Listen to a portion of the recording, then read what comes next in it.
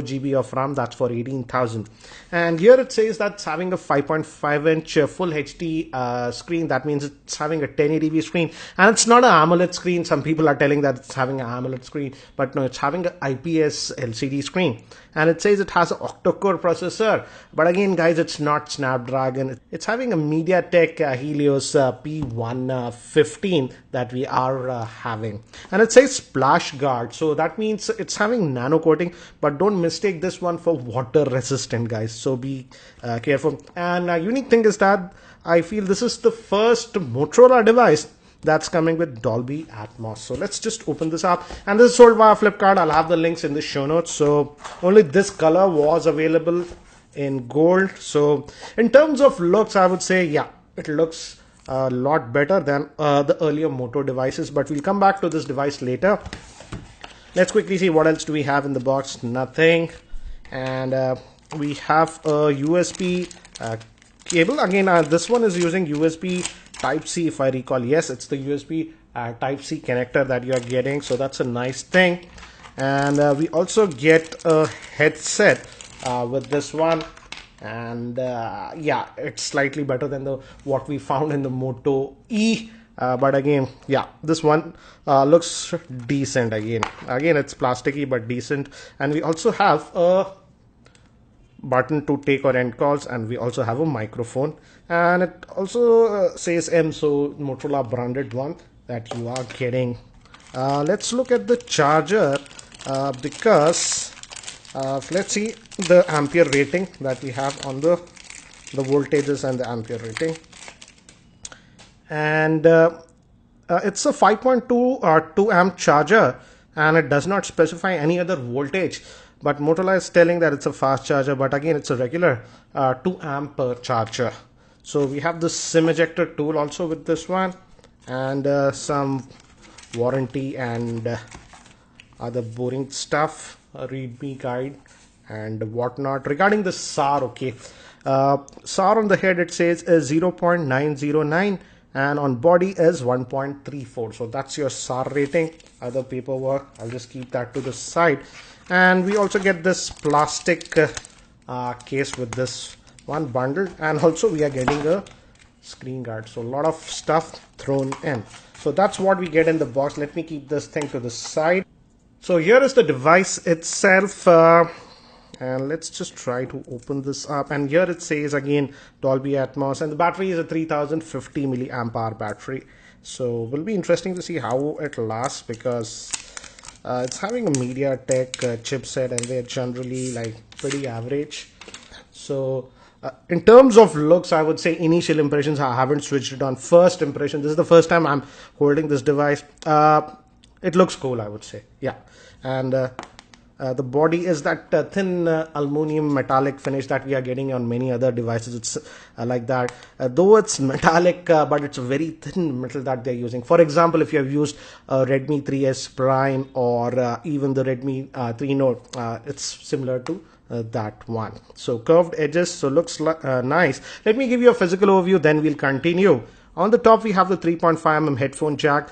This looks like a secondary noise cancellation microphone. Again, we have that chamfered edges across, so that makes it good to look at, I would say. So finally, Motorola is giving attention to looks now. That is strange. And we have the volume button. It's good and tactile, stiff. And this is the power on off button. It has small ridges, so you can slightly feel it. On the bottom, we have two vents, and these might be speakers because it's having Dolby Atmos, it says, and USB Type-C. I have to confirm regarding the speakers. And on this end, we have the SIM tray. It's a dual SIM hybrid, guys, so no dedicated slot for SIM card, but you can use the second slot for a micro SD. Back, we have the fingerprint scanner. I'm glad that they moved it to the back. And camera, again, it's a 16 megapixel shooter, LED flash, and we have the Motorola branding. The front facing camera is supposed to be 8 megapixel, and it just says Moto over here. So certainly it's a little bit big. For example, this is the Moto G4 Plus. As you can see, in terms of length, in fact the Moto G4 Plus is slightly taller because it's having that what do you say, fingerprint scanner here, but that's here. And this Moto G4 Plus back is that plasticky, but this is metallic. So yeah, that's what it is. But this is coming with a Snapdragon 617, but this one was MediaTek P15. So let me actually quickly boot this up and set it up. In the meantime, let me give you a specs overview. This Moto M is powered by the MediaTek Helios P15 chipset, which is an octa-core processor clocked at 2.2 GHz based on the ARM Cortex A53.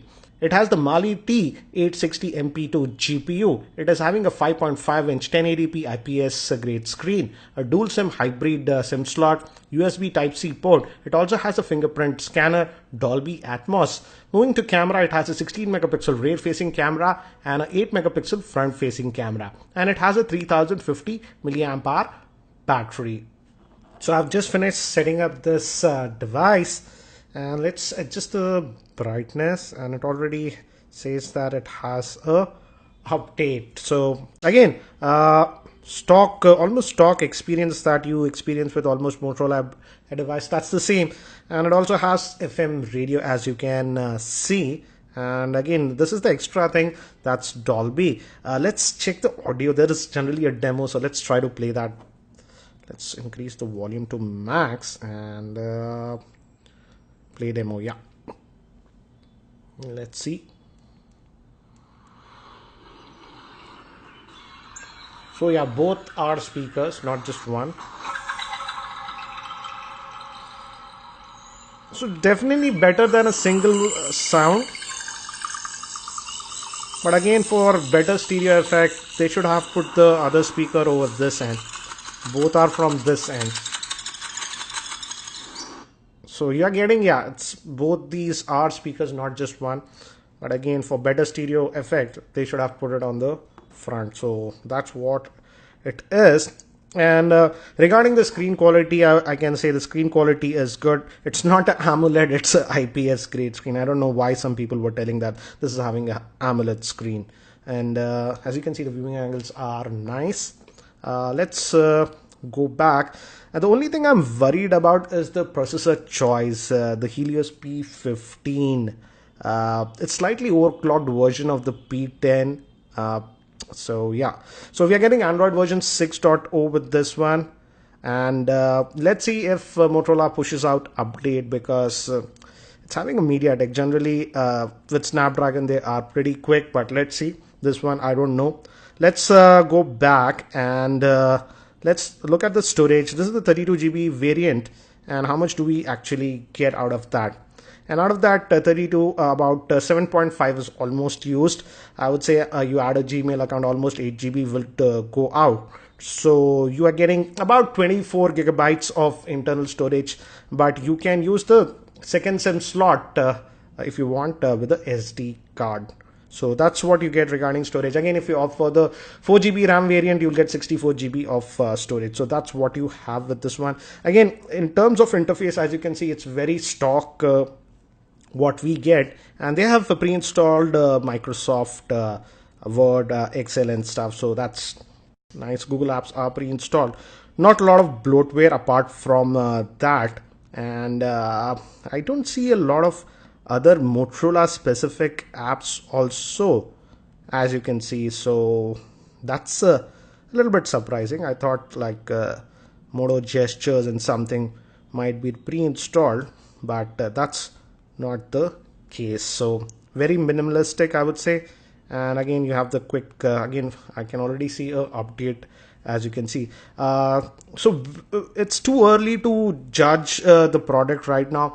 I'm not very sure how would be the gaming performance, because it's having a 1080p screen, guys, and the GPU, though it's the Mali T860, but it's just a MP2. That means a dual core variant. So can't say how would be the gaming, especially heavy gaming. Might lag, but I have to test that one. Let's quickly look at the camera. It's having a 16 megapixel rear shooter. Let's fire it up. And okay, agree, whatever. I love. It's taking time to boot. Okay, it came. So this is very similar to what we see on Motorola devices. So the shutter speed was fast. Let's bring some objects nearby. I'm not very sure if it has laser. I doubt it will have laser autofocusing system. Let's try the depth of field thing. Let me see. No, as you can see, it is able to focus, but it's still a hit or a miss with close objects. I could do it. I could get this bokeh effect, as you can see, but it was sort of, I had to tap it twice. So you can definitely do that. But I saw this picture, not that happy. See the blurriness. This came fine again, as you can see, as it does not have any optical image stabilization, nor looks like it has a laser autofocusing system. You should have very stable hands, I would say. And here are some other samples that I took casually so that you can get a quick idea regarding the camera performance. Again, I have to test the camera a lot more. But frankly speaking, I feel in terms of camera, the Moto G4 Plus might do a lot better, at least in terms of the rear facing camera, because this one surprisingly had a fabulous camera. I don't know why they didn't put the same one. A laser autofocusing system is also missing on this one. So guys, that's it for now for this unboxing and first look at this Moto M. So what do you think about this Moto M? Are you interested or not? If you are interested, I'll have the link of Flipkart in the YouTube show notes. Please use that link if you're buying it. It does help the channel. And again, if you have any other specific questions around this device, do post those questions in the YouTube comments below and I'll try to include them in my review. Thanks for watching, and if you're not subscribed to my YouTube channel, hit that subscribe button.